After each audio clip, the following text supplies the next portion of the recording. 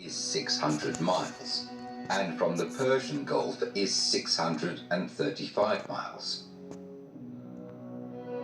This naturally occurring spring water was enough to support a small population, but as the city's importance grew and the trade caravans got larger, the strain on its supply must have grown and grown. To enhance the natural water systems of the region, the Nabateans began to build complex water control systems, cutting aqueducts into the sandstone of the mountains, and even building underground plumbing systems out of terracotta pipes to divert the water of several nearby springs directly into the heart of the settlement. And they also learned techniques for gathering rainfall that they used to enormous effect. Although the climate of the region wasn't quite as arid 2,000 years ago as it is today, this landscape was still a desert.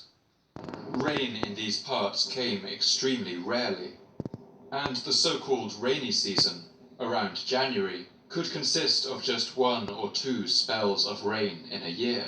In the height of summer, rainfall stops entirely. And so the Nabateans worked tirelessly to maximize the amount of water they could gather during these few rainy spells. Rainwater would naturally gather in depressions and hollows, and for centuries herdsmen had taken advantage of these natural pools. But sandstone is a porous rock, and the water would naturally drain away over time. To fix this problem, the Nabateans worked to line these natural pools with hard stucco plaster, meaning that the water would remain and could be used long into the season of drought. They built large dams across the valleys to gather rainwater into reservoirs and also reduce the flooding that occurred each year, as rainwater followed the well-worn channels it had cut for millions of years through the red rock of the valley. The Nabateans' expert control of scarce water resources meant that Petra was able to grow to eventually house as many as 20,000 permanent residents, and to support the citizens of Petra would soon be able to bathe, make wine, cultivate fruit, and stroll through their streets in the shade of palm trees. Archaeology shows that Petra was not just a city of tombs. In its time of flourishing, it was sprawling with lush gardens and pleasant fountains, enormous temples and luxurious villas. The Roman writer Strabo gives some glimpse of this.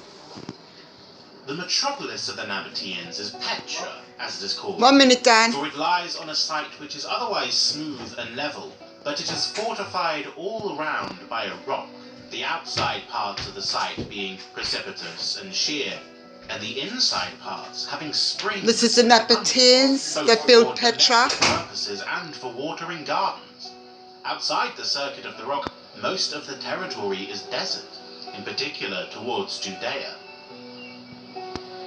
And some of the Nabateans' own inscriptions clearly reference gardens existing within the city.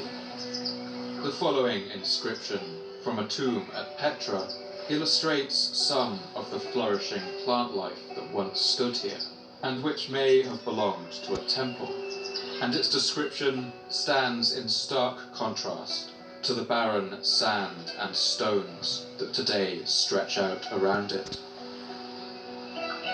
This tomb and the large burial chamber within it, and the small burial chamber beyond it, the enclosure in front of them, and the porticos and the rooms within it, and the gardens and pleasure garden, and the walls of water, and the cisterns and walls, and all the rest of the property. How did they build it? Look at it. Sacred and dedicated to Dushara, the god of our Lord, and his sacred throne, and all the gods. Outside the city, in the surrounding countryside, water control was even more crucial. Interesting.